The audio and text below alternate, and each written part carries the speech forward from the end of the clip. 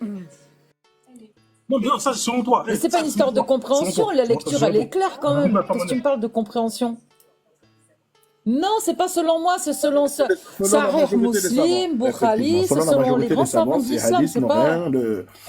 sont reconnus. Donc, à moins que tu arrives à authentifier que c'est des faux, si tu as des éléments pour dire que ces hadiths sont faux, Non, ben, il faut les apporter, on en discute. en fait, il faut aller étape par étape quand on parle. Ouais. Moi, j'ai dit, dans le sens du hadith, il y a plusieurs rapporteurs et il y a des hadiths aux différents degrés. Tu vois, je veux dire, et il y a Tu as la science du hadith, toi? T'as dit quoi? Toi, tu as la science du hadith? Non, pas tout, non, pas complètement, non. Pourquoi? Donc, ces hadiths-là, ils sont authentiques ou ils sont faux? Non, ils ont été authentifiés, ouais. Ils ont été authentifiés. Non, les hadiths là, sur l'âge de Aïcha et le moment de la consommation, ils sont faux, ils sont vrais ou ils sont faux? Ah, il y en a qui disent 6 ans, il y en a qui disent 9 ans, comme tu dis, tu vois. Ça s'appelle quoi? 6 ans, mariage, consommation, 9 ans.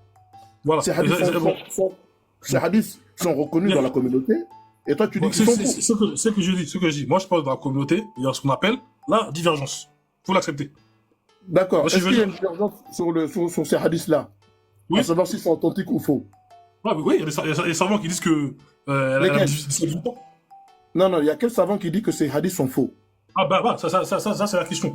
Après, je te les envoie après, si tu veux, tu vois, je les envoie en privé. Je les enverrai. Donc, si on revient sur le sujet, on parle aussi de l'esclavage. L'esclavage aussi, pareil. Encore une fois, de quel... Mais pourquoi on passe à un autre sujet alors qu'on n'a pas fini le sujet, là? Commençons. Frérot, mais ça fait aucun sens.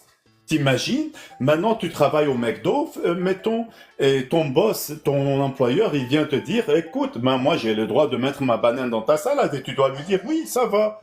Mais tu fais ça pourquoi? Pour le SMIC? Mais n'importe quoi. Vous n'êtes pas conscient de ce que vous racontez. Vraiment. J'allais t'expliquer aussi pour les petites filles, mais tu m'as coupé.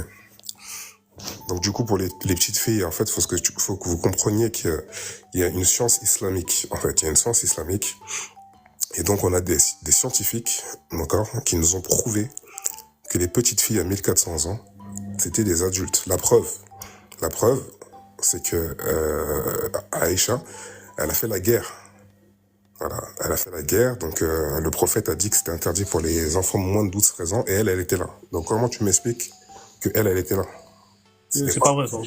C'était un enfant adulte, en fait. Voilà, c'est ça que je voulais... Non, c'est que les enfants en islam, chez nous, à l'époque, c'était des adultes. Donc faut pas le voir en mal. Voilà, c'est la précision que je voulais apporter. Pour un enfant est un adulte. Ok, t'es conscient de ce que tu racontes. Un enfant est adulte. Un nouveau-né est adulte. Un enfant est adulte. Un adolescent est un adulte. Mais n'importe quoi. Et toi, t'es un pédophile dark-skin, en fait. Tu pourrais déglinguer une petite fille, c'est ça que t'es en train de nous dire? Non, ce que je suis en train de dire, c'est que les enfants, il y a 1400 ans, ils étaient plus développés. C'est-à-dire qu'ils faisaient plus d'un mètre. Il y a quelqu'un archéologique qui te dit ça? D'après les recherches qu'on a fait, d'après la science islamique. Science islamique, ça colle pas, ça va pas ensemble. La science tout court a prouvé que les hommes d'avant et les femmes étaient beaucoup plus grands. Exactement. Et donc, et beaucoup plus développés. C'est pas vrai. La science a dit le contraire. En 1400 ans, il est impossible d'évoluer comme ça. La science